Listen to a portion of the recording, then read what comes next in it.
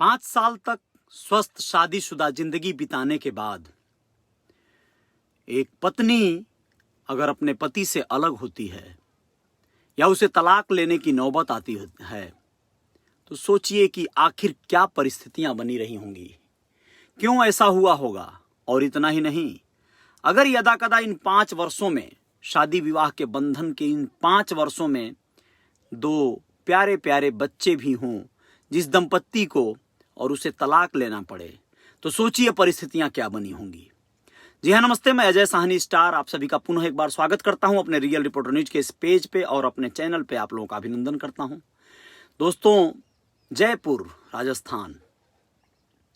राजस्थान हो या पूरा हिंदुस्तान हो या फिर पाकिस्तान ही क्यों न हो, ये रिश्तों का मामला है। यहां पर कोई शरहद काम नहीं आती। यहां पर हमारे जैसे संवेदनशील लोग चर्चा करते हैं, स्वस्थ जीवन के बुनियाद पर चर्चा करते हैं, रिश्तों के उस असल कड़ी पर जो बहुत कमजोर पड़ जाती है और आखिर एक दिन वो रिश्ते खंडित हो जाते हैं, टूट जाते हैं। क्यों हो जाते हैं, इसी विषय पे बात करते हैं और होना नहीं चाहिए, इसी विषय पे बात करते हैं। आप लोगों को बताना चाहता हूं कि राजस्थान के जयपुर में एक युवती लुधियाना पंजाब के एक व्यक्ति से उसकी शादी होती है और शादी के 5 वर्ष तक किसी तरह से जीवन चल रहा होता है और आखिर एक दिन ऐसी नौबत आ जाती है कि परिवार के लोगों को बताना पड़ता है कि हमारे रिश्ते में दरारें आ गई हैं और वो चल नहीं पाएंगी। मामला कोर्ट कचहरी में जाता है और फिर कोर्ट फैसला सुनाता है कि भैया तुम लोग बेहतर है अलग रहो। आप लोगों को बताना जरूरी है, ये पूरा मामला जयपुर के शिप्रा पथ थाना क्षेत्र का है। शिप्रा पथ थाना क्षेत्र का है। मामला क्या है आप लोग जान लीजिए। दुर्गापुरा शांतिनगर जयपुर की रहने वाली 31 साल की विवाहिता ने बताया, पुलिस के सामने गई, अपनी फरियाद सुनाई। फरियाद बहुत ही संवेदनशील है। आप लोग सोच सकते हैं क्या है, थोड़ा सा क्लू दे देता हूं। शादी, तलाक और उसके बाद शोषण। शादी, तलाक और उसके बाद उसका शारीरिक शोषण। तलाक के बाद उसे बहला फुसला कर उसके साथ फिर से उसका बहुत क्षमा चाहता हूं, इंटरनेट का कनेक्शन मुझे डिस्टर्ब कर रहा है, परेशान कर रहा है, लेकिन फिर भी आप लोग परेशान मत होइएगा। ये बाधाएं, ये इन्हीं को तोड़कर तो आगे आया हूं मैं। बहुत बार ये इंटरनेट के कनेक्शन की व्यवस्थाएं भी नहीं बन पाती थी और बस जय जयकार जारी है आप लोगों के समक्ष और ये बाधाएं कुछ मायने नहीं रखती हैं। मूल बातों पे जाते हैं, शादी, तलाक और फिर शारीरिक शोषण। जी हाँ दोस्तों, मामला है दुर्गापुरा शांतिनगर जयपुर की रहने वाली 31 साल की विवाहिता ने बताया कि 17 जुलाई 2013 को उसकी शादी हुई थी लुधियाना पंजाब के रहने वाले युवक से और 3 जुलाई 2014 को उसको एक बहुत क्षमा चाहता हूं आप लोगों से, अफसोस हो रहा है मुझे। दरअसल कुछ असुविधाएं हैं जो ऐसे इंटीरियर में होने के कारण आप लोगों से इंटरनेट का कनेक्शन जो है थोड़ा लूज पड़ जा रहा है, छूट जा रहा है, मिसिंग है। मैं आप लोगों को बताना चाह रहा था कि 2013 में उसकी शादी हुई और 2014 में 3 जुलाई 2014 को उसके घर एक बेटा पैदा हुआ। बड़ा प्यारा सा माहौल बन गया, बहुत अच्छी बात है, बहुत बड़ा काम हुआ। फिर 18 जनवरी 2018 को एक बेटी भी पैदा हो गई। जी हाँ दोस्तों, उस युवती के यहाँ 2 बच्चे हो गए और आप लोगों को बताना ज़रूरी है कि बेटी होने के बाद से ही बिना वजह लड़ाई झगड़े और तमाम तरह की परेशानियाँ उसके घरों का हिस्सा बन गई, उसके ज़िंदगी का हिस्सा बन गई। उसके घर आए दिन वही कलह और वही पारिवारिक झगड़े, ये सारी चीज़ें चलने लगीं।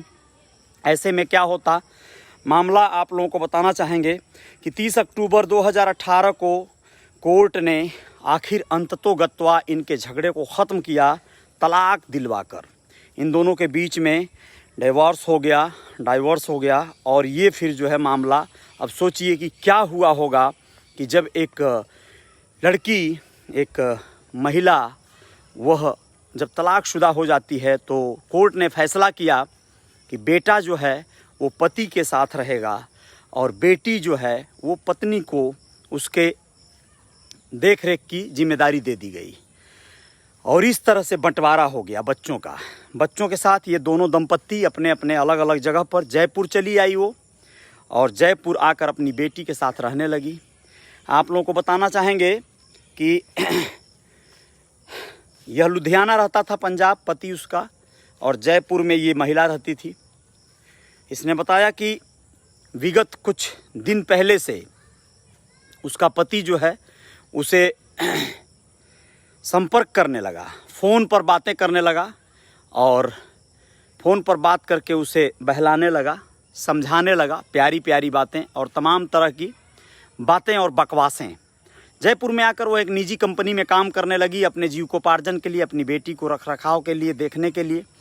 सब कुछ चल रहा था किसी तरह से। लेकिन आप लोगों को बता दें कि एक दिन वो फ़ोन पर बहुत विशेष और रोमांटिक बातें करने लगा और उसके बेटी का हाल चाल पूछने लगा, उसका हाल चाल पूछने लगा और उसे कहा कि तुम चली आओ लुधियाने। उसने मना कर दिया तो फिर वो खुद ही जयपुर आ गया।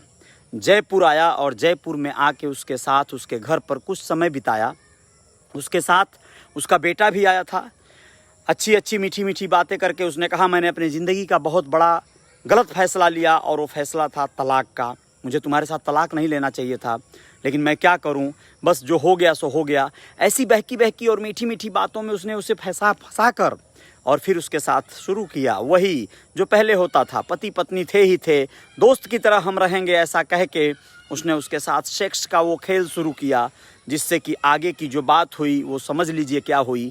कहती है वो युवती पुलिस वालों से कि होली के मौके पर, विगत जो होली बीती है उस मौके पर आया और बाकायदा दिवाली मनाकर चला गया, यानी कि अपने बेटे को भी छोड़ गया उसके साथ में रहने के लिए।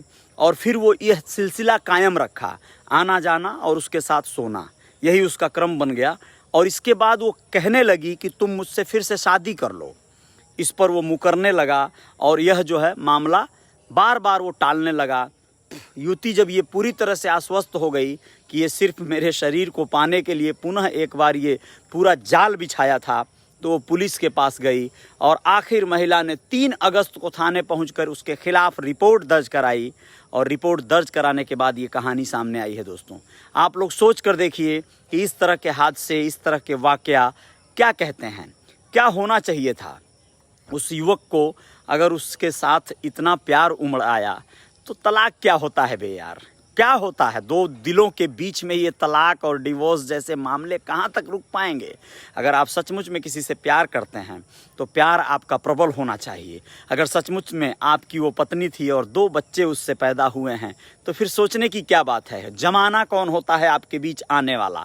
कोई कुछ नहीं कर सकता। लेकिन दुर्भाग्य देखिए इस ज़माने का कि हम इतने स्वार्थी हो गए हैं कि बस हम अपनी भड़ास, अपने दिल की प्यास और अपने जेहन में उठी हवस की आग को बुझाने के लिए तमाम तरह के पैंतरे बना लेते हैं, तमाम तरह के षड्यंत्र और योजनाएं बना लेते हैं। उन योजनाओं में कामयाब भी हो जाते हैं। लेकिन अब क्या होगा? अब सोच कर देखिए कि मामला हो सकता है यूं ही रफा दफा हो जाए, लेकिन होना क्या चाहिए आप लोग ज़रूर लिखिएगा। मुझे तो लगता है चूँकि ये पति पत्नी थे और उसके पति को फिर से इस पत्नी को अपनाना चाहिए, अगर इसके जीवन में कोई और दस्तक न दिया हो तो। वैसे तो मामले बहुत बिगड़ जाते हैं, ऐसे मामलों में उसके ज़िंदगी में कोई और भी आ सकता है, उस महिला के और उस पुरुष के भी, और कोई और भी आ गया तो वो गलत नहीं है। ऐसा तो होना ही है, जब एक व्यक्ति छोड़ देगा, जब डाल से कोई टूट जाता है तो कोई दूसरा सहारा उसे ढूंढना ही पड़ता है, चाहे जो भी हो। बहुत बहुत शुक्रिया, आप लोग बने रहे मेरे साथ मेरे पेज पर, और फॉलो जो लोग नहीं किए हैं उनसे निवेदन करता हूं कि फॉलो ज़रूर कर लीजिएगा। इसमें बहुत रुकावट आई है, बहुत बाधाएं आई हैं इस पोस्ट में, तो मैं क्षमा चाहता हूं, लेकिन आप लोग साझा ज़रूर कर दीजिएगा। और जो लोग मेरे चैनल, यूट्यूब चैनल को, मेरा जो रियल रिपोर्टर न्यूज स्टार नाम का चैनल है, प्लीज़ उसे सब्सक्राइब कर लीजिएगा, बेल आइकान को भी दबा लीजिएगा। जय जयकार जारी रहेगी, बहुत सारे विषयों पर आप लोगों से हम बने रहेंगे और बहुत सारी चीज़ों को लेके आते रहेंगे। और मामले ये नहीं है कि खबरें कहाँ की हैं, मामले ये हैं कि खबरें कैसी हैं और खबरों के पीछे क्या छुपा है, क्या चाहते हैं, मंशा क्या है। हम चाहते हैं कि आप सबके जीवन में ऐसी घटनाएं न घटें और आप इस तरह से किसी के प्रति अपना जो नकारात्मक पहलू है वो दिखने न दें, आने न दें। आप हमेशा सजग रहें, आप अच्छे इंसान बनें और इंसानियत की रक्षा करें। इसी के लिए ये पेज बनाया गया है, रियल रिपोर्टर न्यूज़। जय जयकार जारी रहेगी, बने रहिएगा आप लोग। कुछ और खबरों के साथ हाजिर होते हैं। जय हिंद, जय भारत।